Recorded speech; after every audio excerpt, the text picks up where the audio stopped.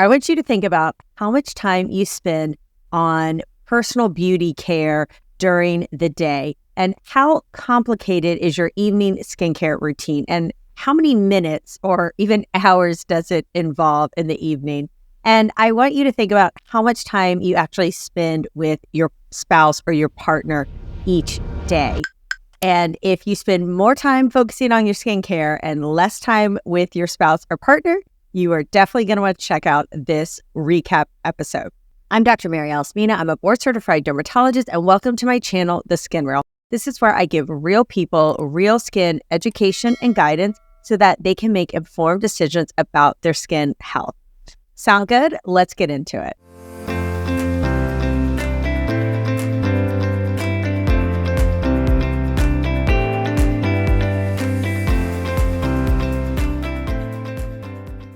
Welcome to my weekly podcast recap episode where I break down my key takeaways from my most recent podcast episode. This week, I had the pleasure of interviewing Dr. Kate Mangona. She's a pediatric radiologist in Dallas, Texas, and she's also a relationship and intimacy coach and host of Love Lab ND, a podcast and coaching program for people looking to strengthen their relationships. Now, you might be wondering, why is a dermatologist talking about relationships, in particular, our intimate relationships, on a skin-focused podcast? Well, great question. And I bring this up because I see people coming in, especially my age, midlife, but really can be at any stage, and they are feeling like they're having trouble in their relationships.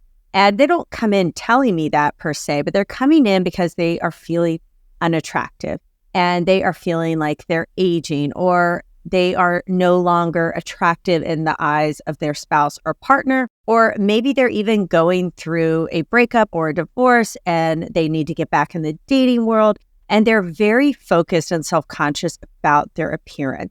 And I don't know about you, but I know for me, certainly, like as life got busy, I started having children, then I was raising children. I'm also trying to take care of patients, and then I'm starting a podcast and speaking and all of these things going on that really my personal self-care went to the bottom of the list, and also my relationship with my husband.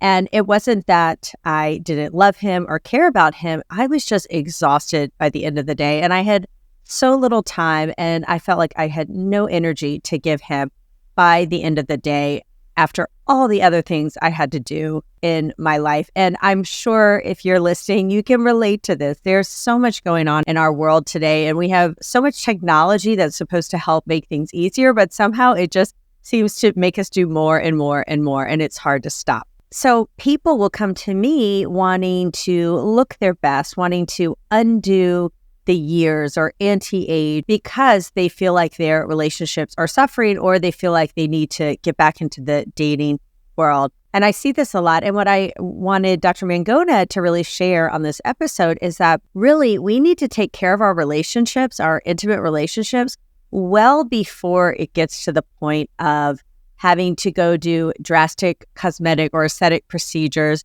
or revamp how we look. Because again, that's sort of like putting a Band-Aid on a bigger problem. If you are looking to the outward appearance to fix what's going on in your home life, it's not going to work, and you're going to be disappointed, and you're going to spend a lot of time and money on something that's not going to get the results that you're looking for. So I love that Dr. Mangona, she gets it. She understands. She's a mom of 3 girls. She works. She is a coach. She is a podcast host. She hosts intimacy retreats. And so she wears many, many hats. She makes sure that she's still having fun with her partner. And I'm sure we can all, if you've been married more than a few years, you can remember those times, right? You can think back to when you first started dating and the excitement and the fun and the curiosity around everything. Everything was new and exciting. And then you might pan off to where you are now, and it's more routine, maybe feels mundane, maybe feels more transactional.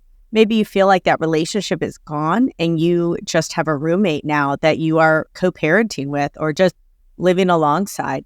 And this is really, really common. And I think a lot of this happens because we end up putting our energy into everything else and just thinking that our relationship's going to be there for us all along, no matter what, and that we don't actually have to invest in it. I see people do this with our health as well. And again, I'm speaking from personal experience, right?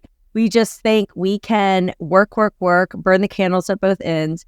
We don't necessarily have to eat right, sleep right, manage our stress, manage our mindset, and that our bodies are just going to keep going along, plugging away, firing on all cylinders and doing the best they can. But eventually that's going to break down, just like with our relationships. So we don't actively, intentionally try to work on them to help them grow, then they are going to become stale and stagnant, and then potentially could cause a lot of problems, maybe even a divorce or a breakup. And of course, that has a whole slew of issues too. So I love that Dr. Mangona, she had a few great tips on how to keep the playfulness, the curiosity alive in your marriage. And one of the things she shared was getting help, getting outside perspective. And this isn't just for relationships that are on the brink of collapse, right? Like you can do this before it's dire straits just to kind of keep things going along, kind of like a personal trainer for your body, right? You want to see someone who can give you an objective outward perspective on your relationship and kind of help guide you both. Now, you may say, well, only one of us wants to do it, right? And that may be the case. And I think that happens a lot. What Dr. Mangona shared is that actually that's okay, because when you change your attitude, how you come to things, how you present yourself, when you change your thoughts and your mindset, people around you are going to change in their response to you. If you always come at someone yelling and screaming, and all of a sudden now you're coming from a peaceful, calm demeanor, people are going to take notice of that, and they're going to change how they react to you, how they respond to you. And so you cannot make someone else change. You can't make someone else go to couples therapy with you.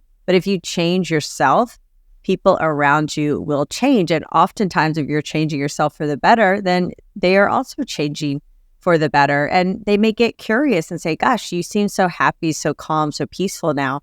I want to do that. Like, what are you doing? Let's talk about it. So I love that, getting perspective from someone from the outside, whether that's a therapist, a counselor, a coach, someone in your religious community. That can all be really, really powerful. And even if it's just you doing it and your partner's not involved just yet. The second thing she talked about that I love is this pattern interrupt. So often we are creatures of habit. We do the same thing day in and day out, right? It can feel like Groundhog Day. And we're just running through life, checking off our to-do list, and something sets us off, it triggers us, and we just get into this response. Like maybe you always yell, someone raises their voice, you raise your voice. Maybe your coping mechanism is to shut down and to retreat and to go into yourself, right? And then you just repeat this cycle with your spouse and your partner again and again, and you're wondering why nothing ever changes, and you're still fighting about the same things and fighting the same way and never making progress. Well, you need a pattern interrupt. You need to break those habits, that cycle that you've gotten into that's become habitual and a pattern for you too. And you've got to break that so that you can find a new way out or a new path out to solve those problems, because you just keep doing the same thing over and over again and expecting different results, right? And that's the definition of insanity. So I love that pattern interrupt. She also brought up the importance of playfulness. And I think so much as adults, we just become so serious. We have so much going on. We feel like we can't have fun. We can't laugh. We can't play. We can't be silly. But think back to the time when you first were dating. I bet you were. I bet you had some playfulness in you, even if you are in general more of a serious person. But what are some ways to bring that back? Being silly, laughing together, having fun, like truly having fun. If your dinner dates out seem routine and you're just checking your phone and you're not even looking at each other or talking, maybe try doing an activity together that forces you to work together or puts a little competition like a pickleball tournament or some sort of game. Maybe you want to work out together, right? So I think sometimes we think, oh, you need to have a dinner date with your spouse every month or so. And I personally enjoy that because I like to eat. But I see so many people at restaurants, couples at restaurants, they're not even looking at each other. They're looking at their phones. They're not even talking. So if that's what happens when you go to a restaurant, then maybe a better date idea is to do something, an activity where you're forced to connect, you're forced to communicate, and you could have fun. And maybe this is an activity you pick up together, something new, try something different, take an improv class. Like really, the sky's the limit. But again, it's like pattern interrupt, get out of your sort of stale everyday habits that have gotten old and routine and do something new and fun, just like when you first started dating and everything was new and fun. So I love that tip as well. And another thing she talked about is that we need to understand each other's love languages and understand that that may not be your love language. So you may want gifts and your partner may not like gifts. So you need to make sure that you're communicating with their love language and making sure that what you think you're doing truly is supportive, because they may not see it that way. So check in and ask them, say, this week I've been trying to be really supportive. I've been trying to be really understanding.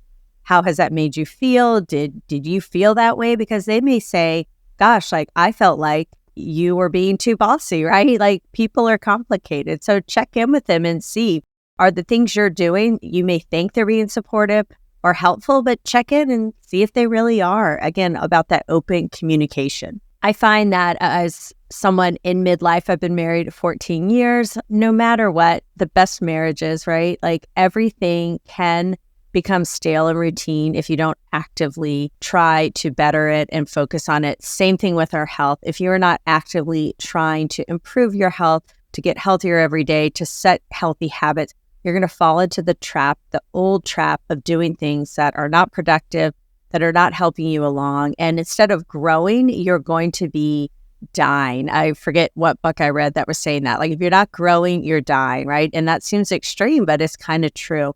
And we spend so much time talking about these external things we can do to ourselves, these cosmetic procedures and all this stuff. And we may think we have to look a certain way for our partner, but really, if we actually focus more on the relationship itself rather than our outward appearance, probably a lot of things would change for the better. And so come see me once you've got all those other things really doing well, you're focused on it. And of course, no one's perfect. Every day is not going to be perfect.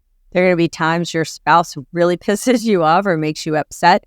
And that is normal. But again, it's how you react to it, how you respond to it. And if you're in a pattern where it's not healthy, it's not productive, then try to change the rules, shift the game a little bit, try something new, and spend and invest as much time in your intimate relationship as you are scrolling through TikTok, learning about the latest skincare trends and products and whether Korean skincare is really better than American or whatever you're into, right? Focus more on internal work for yourself, for your family, for your spouse and your partner, because at the end of the day, right, that's what matters so much more. And I find that no matter what I do for people, cosmetic, aesthetically, if they are unfulfilled and unhappy on the inside, their outside is going to reflect that. And no matter what you do, we can't take that away. So I thought this was a really thought-provoking episode with Dr. Mangona. If you are interested in hearing the full episode, be sure to check it out here. And I will see you next week.